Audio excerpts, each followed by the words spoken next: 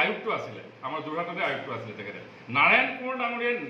নাজানে নেকি তেওঁ যে গগৈ মানুহজন প্ৰকৃততে চাহ জনগোষ্ঠীৰ হয় নে ফুকন মানুহজন চাহ জনগোষ্ঠীৰ তাৰপিছত কেনেকৈ অনলাইন পৰ্টেলত এই লিষ্ট তেওঁলোকে বাহিৰ কৰি পঠিয়াইছে আৰু গোটেই অসমৰ চাহ জনগোষ্ঠীৰ যিসমূহ ছাত্ৰ ছাত্ৰী আছে তেওঁলোকৰ মাজত হাহাকাৰ লাগিছে তেওঁলোকে ভাবে আমি হয়তো তেওঁলোকক প্ৰপাৰ গাইড দিব পৰা নাই প্ৰপাৰ তেওঁলোকৰ কথাবিলাক আমি হয়তো গভৰ্ণমেণ্টক ক'ব পৰা নাই গতিকে এই ধৰণৰ যিবিলাক বিসংগতি মই ভাবোঁ চৰকাৰখনে গুৰুত্ব দিব লাগে ছ'চিয়েল জাষ্টিছ বিভাগৰ মন্ত্ৰী মাননীয় পীযুষ হাজৰিকা তেওঁলোকে আমি আহ্বান জনাইছোঁ ইমান ব্যাপক বিসংগতি কেনেকৈ হ'ব পাৰে চাহ জনগোষ্ঠীৰ সংগঠিত আসনত কেনেকৈ গগৈ কলিতা বৰচেতিয়াৰ নাম সোমাব পাৰে গতিকে এইসমূহ আমি তাৎক্ষণিকভাৱে 10 দিনৰ ভিতৰত এইবিলাক যিবিলাক আচলতে ইলিগেলি যিখিনি কাম কৰিছে এইবিলাক বন্ধ কৰিবৰ কাৰণে আহ্বান জনাইছোঁ নহ'লে নিশ্চিতভাৱে আমি আন্দোলনৰ পথ হ'বলৈ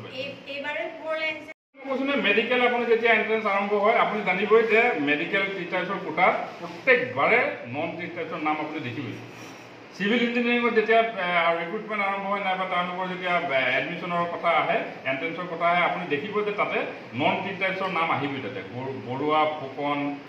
শইকীয়া হাজৰিকা চব নাম আহিব আৰু দুৰ্ভাগ্যজনক নাম নাথাকে তাতেই নাম আপুনি বিচাৰি নাপাব তাত কুৰ্মী নাপাব আপুনি ওৰাং নাপাব মুণ্ডা নাপাব ভূমিজ নাপাব যিসকল টিচাৰ্ছ তেওঁলোকৰ টাইটেল আপুনি নেদেখিব কিন্তু বৰুৱা গোহাঁই হাজৰিকা গগৈ ফুকন নেওগ চব থাকিব তাত নিৰ্বাচনী প্ৰচাৰত ভোটৰ স্বাৰ্থত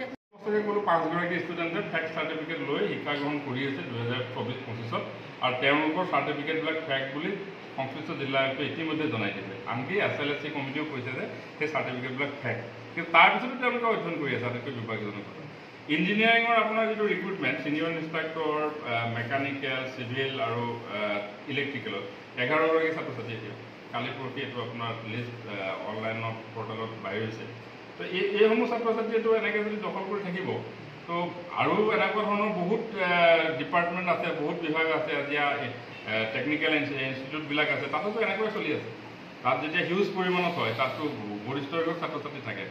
প্ৰায় 20-25 হাজাৰ ছাত্ৰ ছাত্ৰী মানে এটা এডমিশ্যন হয় তাৰ মাজত কিমান এনেকুৱা ফেক